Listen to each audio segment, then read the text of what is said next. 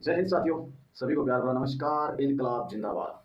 तो साथियों, आज हम बात करेंगे पीटीईटी के बारे में कि पीटीईटी है क्या, आखिरकार इसमें क्या क्या होता है, क्या सिलेबस है, सारी की सारी बातें के कराना, डिटेल कराना, बढ़िया तरीका समझाना। ठीक है साथियों, सबसे पहले मैं आपको बताता हूँ कि पी का मतलब प्री होता है, टी का मतलब टीचर होता है, ई का मतलब एजुकेशन होता है और टी का मतलब टेस्ट होता है, यानी प्री टीचर एजुकेशन टेस्ट।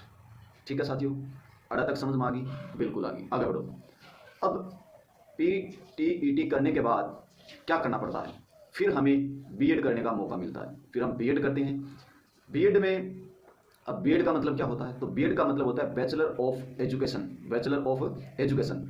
अच्छा, यह कर लिया हमने, तो उसके बाद क्या होगा, उसके बाद क्या होगा, उसके बाद हम रीट का एग्जाम दे सकते हैं। फर्स्ट ग्रेड का एग्जाम तब दे सकते हैं जब साथ में हमारे पास एमए हो, साथ में हमारे पास क्या हो, एमए की डिग्री हो, प्लस में हम फर्स्ट ग्रेड का एग्जाम दे सकते हैं। क्या सेकंड ग्रेड में भी होगी? नहीं, सेकंड ग्रेड में हम एग्जाम सीधा दे सकते हैं, उसमें हमें एमए की आवश्यकता नहीं पड़ती। ठीक है साथियों, तो अब जो बीएड है वो हमें कितने प्रकार से कर सकते हैं, तो बीएड के दो प्रकार होते हैं। एक तो 12वीं वाला विद्यार्थी है, वो क्या कर सकता है, बीएड को सीधा कर सकता है, किसके हिसाब से, इंटीग्रेट बीएड के नाम से। आप सभी ने सुना होगा कि इंटीग्रेट बीएड कर रहे हैं विद्यार्थी। लेकिन क्या आपने समझा है कि इंटीग्रेट बीएड का मतलब क्या होता है? इंटीग्रेट का मतलब होता है एकीकृत, एक साथ मत ले लो। क्या एक साथ आप डिग्री कर सकते हो, ग्रेजुएशन कर सकते हो, ग्रेजुएशन में बीए कर सकते हो, आप बीएससी कर सकते हो, बीकॉम कर सकते हो। ये इस प्रकार से आप साथ में ग्रेजुएशन हो जाएगी, साथ में आपकी क्या हो जाएगी, बीएड हो जाएगी। तो इसमें क्या होता है, ये 4 साल की होती है। इंटीग्रेट बीएड कितने साल की होती है? 4 साल की बीएड होती है। ठीक है, और जो स्पेशल बीएड होती है वो करनी पड़ती है हमें बीए के बाद, यानी पहले हमें 3 साल बीए करनी पड़ेगी, फिर बीएससी जितने भी होते हैं उसके हिसाब से, फिर हमें 2 साल की क्या करनी पड़ती है, स्पेशल बीएड करनी पड़ती है।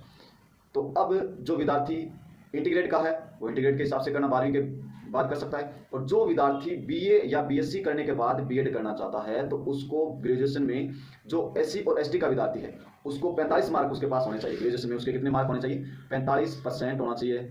ठीक है, तो ओबीसी वाले हैं उनको कितना मार्क होना चाहिए, तो उनको 50% उनका होना चाहिए। कितना परसेंट होना चाहिए? 50% उनके होने चाहिए, किसमें, ग्रेजुएशन में, बीए में 50% होना चाहिए। ठीक है, तो अब इसका जो सिलेबस होता है उसमें सिलेबस क्या क्या आता है?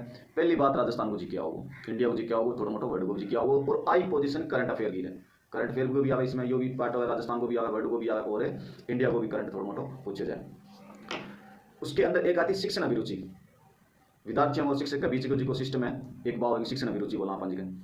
एक इसके अंदर आती है रीजनिंग, 50 मार्क की, 50 मार्क का होता है, एक क्वेश्चन 3 नंबर का होता है, नेगेटिव मार्किंग इसमें नहीं होती है। ठीक है, हिंदी और इंग्लिश आएगी 50 मार्क की। हिंदी और इंग्लिश में से आपको दोनों में से एक चूज करना पड़ेगा, जिसको हिंदी अच्छी लगती है वो हिंदी करेगा, जिसको इंग्लिश अच्छी लगती है वो इंग्लिश से करेगा।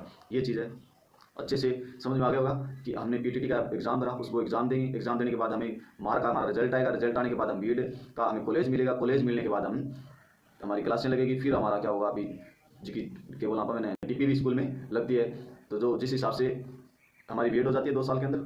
और यही इसका हमारा उद्देश्य था कि आपको कुछ ना कुछ समझ में हमारे वीडियो के माध्यम से। इसके साथ जय हिंद, वंदे मातरम, इनकलाब जिंदाबाद, भारत माता की जय, हर हर महादेव।